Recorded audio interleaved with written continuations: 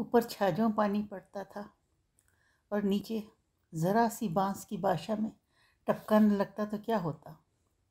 یہ اتنی کمزور جو تھی اور اس کے اعصاب اتنے بیکار تھے کہ وہ ادھر کونے تک بھی سرک نہ پا رہا تھا۔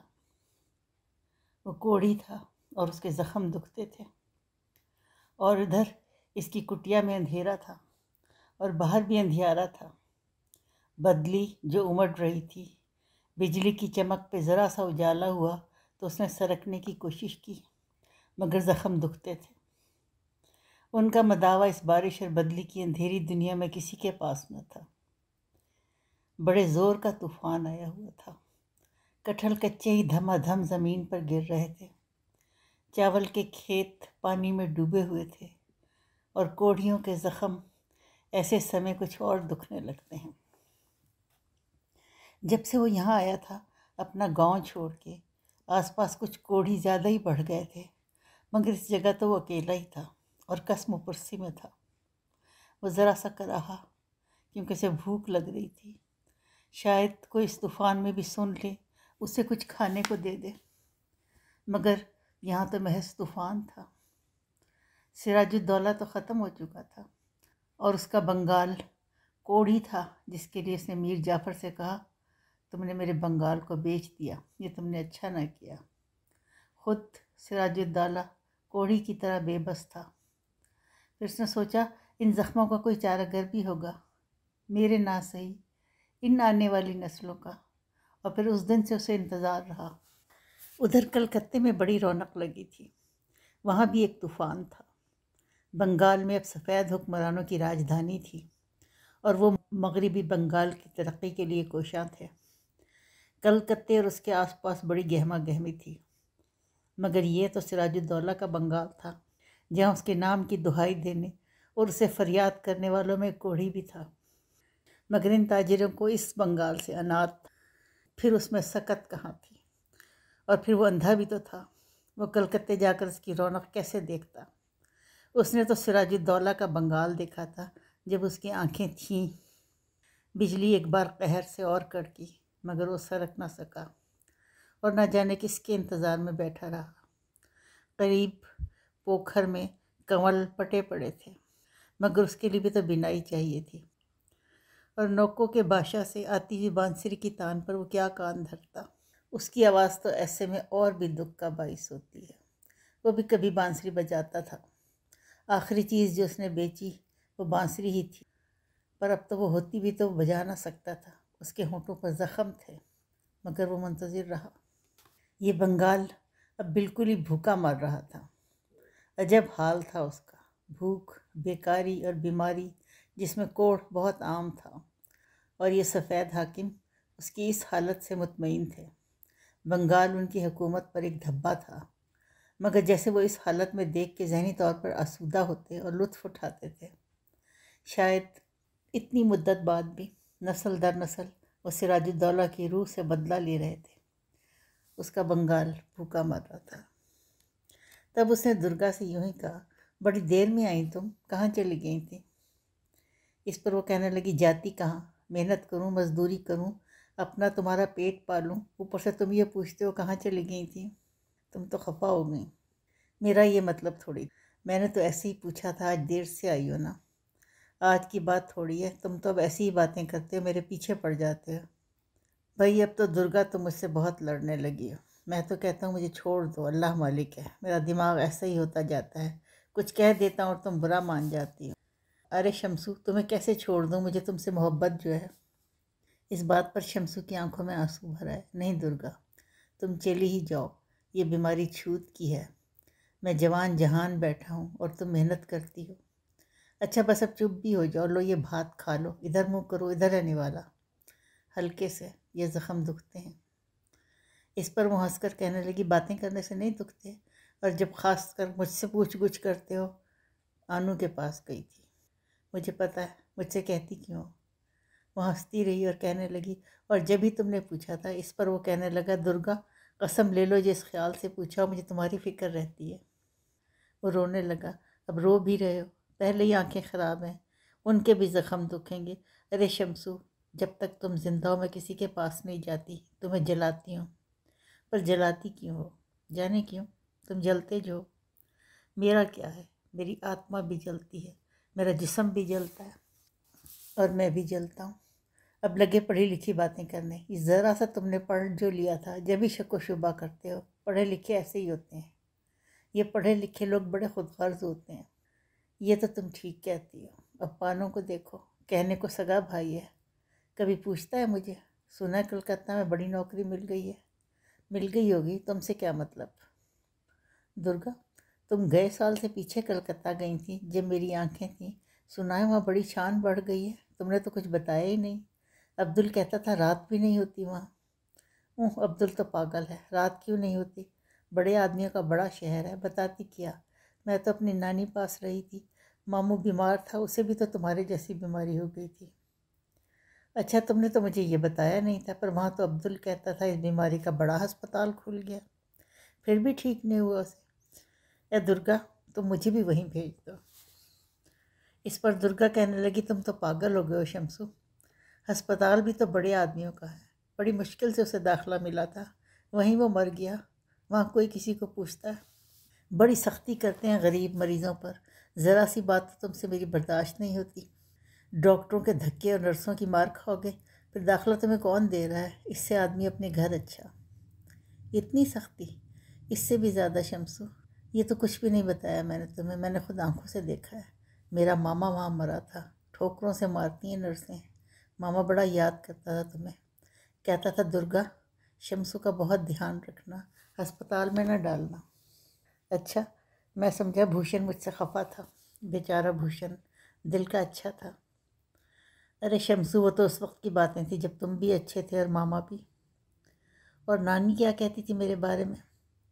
تمہیں اسی کی فکر رہتی ہے کون کیا کہتا تھا تمہارے بارے میں؟ ارے کوئی کچھ نہیں کہتا، کہنے دو، وہ اپنے بیٹے کے غم میں تھی۔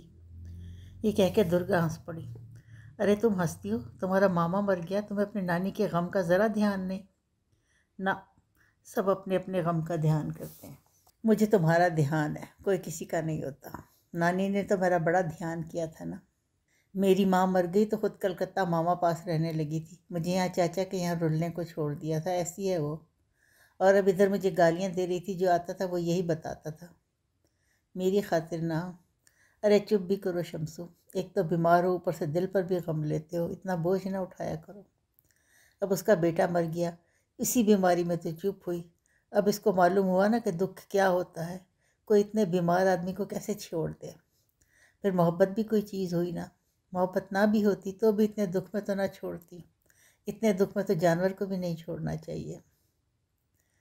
مگر درگا، میرے دیکھتے دیکھتے یہ بیماری بہت بڑھ گئی، یہاں پورب بنگال میں کوئی ہسپتال کلکتہ جیسا کھل جائے تو اچھا ہے، یہاں کہاں کھلے گا؟ پھر اس میں بھی وہی ہوگا جو وہاں کے ہسپتال میں ہوتا ہے۔ تم ٹھیک کہتی ہو، یہاں نہیں کھلے گا، یہ سراج الدولہ کا بنگال ہے، ساری زمینیں بھی انہوں نے لے لیں، کسان ننگا ہو گیا، انگریز یہاں سے خفا ہے۔ یہ سراج الدولہ کون تھا؟ اب یہ بھی میں تمہیں بتاؤں؟ لکھے پڑھے جو ہو، اوپر تھا، ہاں درگا اوپر تھا، مگر انسان تھا، اپنے آدمی اور اپنی زمین سے محبت کرتا تھا۔ کہتے ہیں اس کے مرنے کے بعد مدت بعد ایک کوڑی اس کی دہائی دیتا مر گیا۔ وہ کوڑی کہتا تھا کہ سراج الدولہ اس کے پاس آتا تھا، مگر وہ کہتا تھا مجھ سے فریاد نہ کر، میری روح کو تکلیف ہوتی ہے، میں بے بس ہوں۔ لوگوں نے اس کی کٹیا پاس ایک سایہ بھی اکثر دیکھا تھا۔ درگا رونے لگی، شمسو ایسی باتیں مت کیا کرو۔ پھر وہ چپ ہو گیا، تھوڑی دیر بعد کہنے لگا درگا، یہ نوکا کس کی آتی ہے، کوئی بڑا ڈاکٹر ہے؟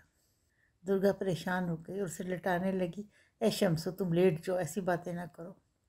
پھر وہ آپ ہی آپ بڑبڑائی، نہ کوئی نوکا نہ کوئی ڈاکٹر، پتہ نہیں سے کس کا انتظار ہے۔ پھر وہ کہنے لگی میں ذرا چاول بیناؤں، جاؤ جلدی آ جانا، اور یہ بھی کہو آنو پاس نہ جانا۔ پھر تم لڑنے لگی، میں عبدل کو بھیج دیتی ہوں تمہارے پاس۔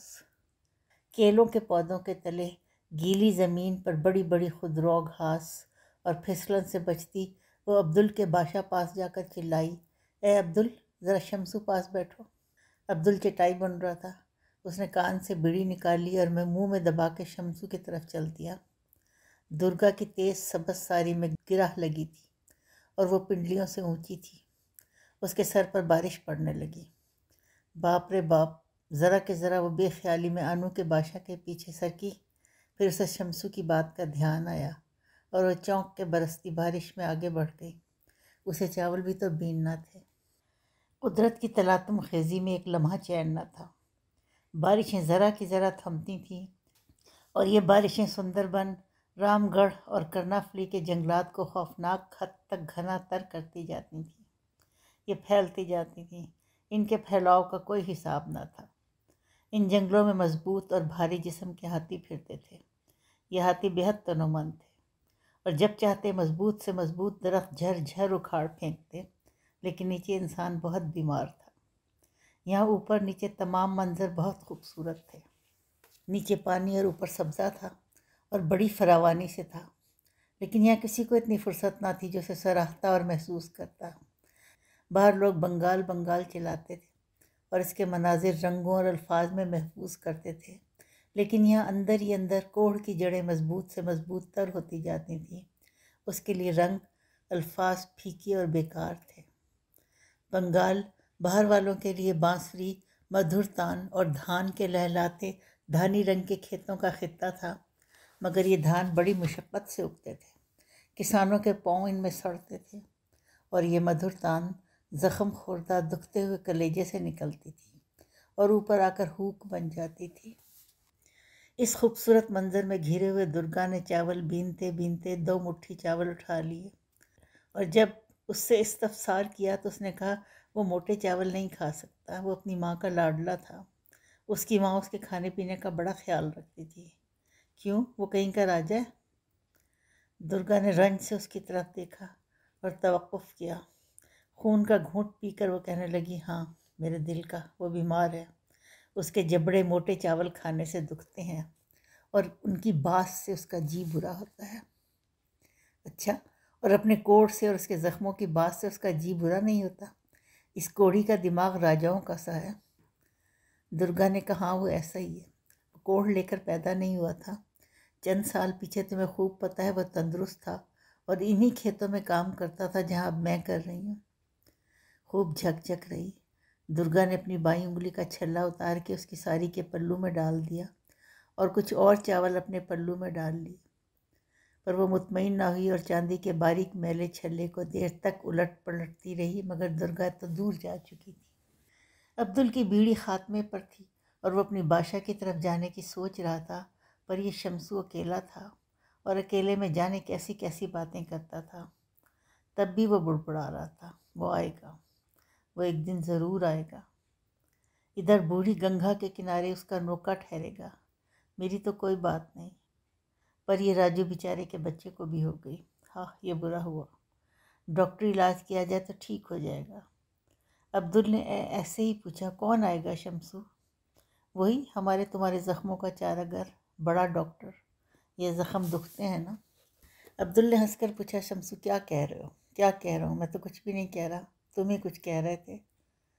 تب وہ داخل ہوئی، کیا یہ درگا آئی ہے؟ ہاں یہ میں ہوں، کیا ہوا؟ کچھ بھی نہیں، ہوتا کیا؟ عبدل اٹھ کھڑا ہوا، میں تو چلوں شمسو، میری چٹائی کل کی یوں ہی پڑی ہے۔ درگا نے بڑی احتیاط سے چاول دھوئے، ایک دانہ گرنے نہیں دیا، پھر ہانڈی اندر ہی چولہے پہ چڑھا دی۔ اس کے بعد باہر کٹہل توڑنے چلی گئی۔ کٹہل اس نے اکیلے ہی باہر بیٹھ کے بنایا، حالانکہ اتنا بڑا تھا۔ نرم پیلے پیلے کٹہل کی خوشبو اس کی ناک میں گئی اور وہیں سے کہنے لگا، بڑا پکا کٹہل توڑ لیا درگا۔ وہ اپنے کام میں مگن تھی۔ اندر آ کر اس نے ابلے ہوئے چاولوں کی ہانڈی اتاری اور تھوڑے سے چاول ٹھنڈے ہونے کو تھالی میں نکال دیے۔ وہ کہنے لگا، ان چاولوں کی باس کٹہل کی طرح میٹھی ہے، یہ اچھے چاول تمہیں کہاں سے مل گئے؟ یہ تو باہر بک۔ وہ کہنے لگی، یہ بھات یہ مجھے آنو نے دیے ہیں تمہارے لیے، لو یہ نوالا ادھر ہے۔ میں نہیں کھاؤں گا، تم کھاؤ، مجھے بھوک نہیں ہے، مجھے کٹہل دے دو۔ وہ ہنسنے لگے، ارے شمسو، آنو تو کو ملا گیا ہے، وہ یہاں کہاں، بس جل گئے، لو منہ کھولو۔ لیکن عجیب بات تھی، یہاں چاروں طرف اتنی خوبصورتی تھی، اچھے اچھے بھات تھے، نرم میٹھا میٹھا کٹہل تھا، اور بقول کسے بانسری کی مدھر تانیں تھیں، پھر بھی اسے تسکین نہیں ہوئی، اس کا احساس ہی ختم ہو گیا تھا۔ درگا نے کہا، شمسو میں ذرا پانی بھر لاؤں؟ ہاں جاؤ۔ آج اس نے یہ نہیں کہا جلدی آنا، درگا باہر نکلی تو پاس کا پھوکر چھچھلا ہو رہا تھا۔ نیری کیچڑ پانی میں آتی، اس لیے وہ ذرا آگے بڑھ گئی۔ یہاں سکینہ بی بی پانی بھر رہی تھی۔ اے سکینہ، سب خیریت؟ وہ باتیں کرنے لگی۔ شمسو کی زبان سن تھی۔ آج مرنے کا احساس بھی ختم ہو گیا تھا۔ اس نے تمام قوت اکٹھا کی، کوئی فائدہ نہیں ایسی زندگی کا، بس شمسو اب ختم ہو۔ وہ اور کھسکا اور غڑاپ سے پانی میں کود گیا۔ اے سکینہ، بڑی دیر کرا دی، وہ میری راہ دیکھتا ہوگا۔ چلتے چلتے سے خیال آیا اور وہ ہنس پڑی۔ وہ سوچ رہا ہوگا میں آنو پاس بیٹھی گپ شپ کر رہی ہوں، شاید وہ کومیلا سے لوٹ آیا ہو۔ اس کے پیر بھاری تھے، ورنہ وہ اسے راستے میں ڈبکی کھاتا مل جاتا۔ پھر پانی کا ایک ریلا آیا اور اسے بہا لے گیا۔ وہ بہتا رہا، بہتے ہوئے بھی اسے انتظار تھا کوئی اسے بچا لے گا۔